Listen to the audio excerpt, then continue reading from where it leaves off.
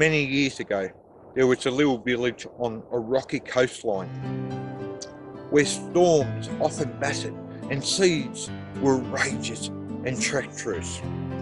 And many ships and sailors were lost in those storms and driven onto the rocks.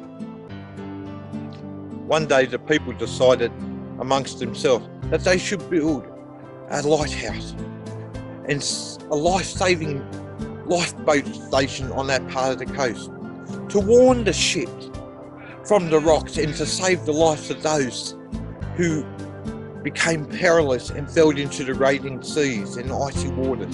They soon set forth and built a tower and set a beacon upon it and organised a lookout system. They bought boats and learnt how to man them, and soon they were in business, the business of saving lives. Soon the effects of what they were doing became well known. Far and wide, fewer ships went on the rocks, and when such tragedies occurred, the alarm was sounded and the people restored to go into the lifeboats and to save those who were in the icy waters. Within a few short years, people came from great distance to study their lighthouse and to use it as a model. One day someone suggests that since they spend so much time near the lighthouse and around the lighthouse, that they should gather there occasionally and enjoy in fellowship. And soon they began to get together and sit at the lighthouse. In fact, many people suggested and began to build houses near the lighthouse. Then, when the lookout sounded the alarm, they were ready to go and to save those which were perishing. Next, it was decided that since they were spending so much time at the lighthouse, that they should at least make it more comfortable. So they painted the tower, made the insides really nice by putting down carpets, put in a wood stove to heat those that would come and gather there. And everything about the lighthouse was made comfortable and nice. The lighthouse soon became the centre of that little town that grew up around about it.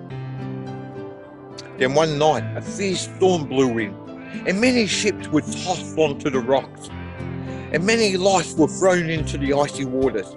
And the men at the lighthouse spent long hours picking sailors out of the waters and out of the sea. And from the icy waters they took them to the lighthouse, where they were fed and provided with dry clothing. This happened many times over the years. But this time, after the storm subsided and the sailors all went home and left the lighthouse, there were some men who were angry. It seemed that the storm made them leave the lighthouse and the comforts of it to go into the wet and dangerous seas, and they got cold, very cold.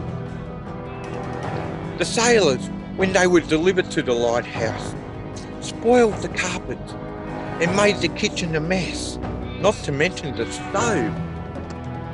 And after a short, brief meeting, it was first decided that the sailors, when they were brought to the lighthouse, should be taken to the basement and not to the nice upper areas. Sometime later, another storm blew in, and about half of the men from the lighthouse went into the boats to save those which were lost. And again, they picked the sailors from the frigid waters and the icy sea. This time, the boat had broken up on the rocks, but the men in the ship were from another nation, and the men who manned her spoke another language, and even worse, they were a different colour. After the storm, a few men joined those which had refused to go into the boats, and they decided that men like those were no longer worth saving. And they decided that the lighthouse was built to save the sailors and the people from their own land.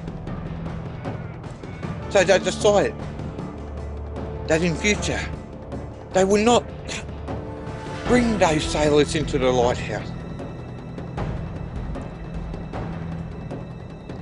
So they decided and petitioned the government, which also agreed.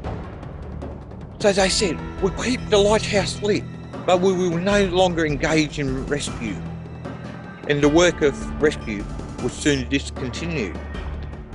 But a small group disagreed, however, and went down the coast a short distance and started a new lighthouse.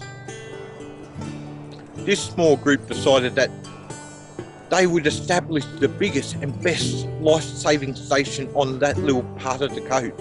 And so they did. Every day they warned the ships, and sometimes even attempted to save the life of those which were in the icy waters. The fame of the new lighthouse grew, and the lighthouse back up the bay eventually turned out its beacon. Some people say that the beacon can still be seen today in you and I. Oh yes, and they also say that the small group running the new lighthouse were those which were once saved from the raging seas. We as people have a choice to make in regards to the rescue work. We can choose to live our life in comfort, in safety, and be contented. Or we can be prepared to go into the raging storms to pluck out and to save those which were lost, which are perishing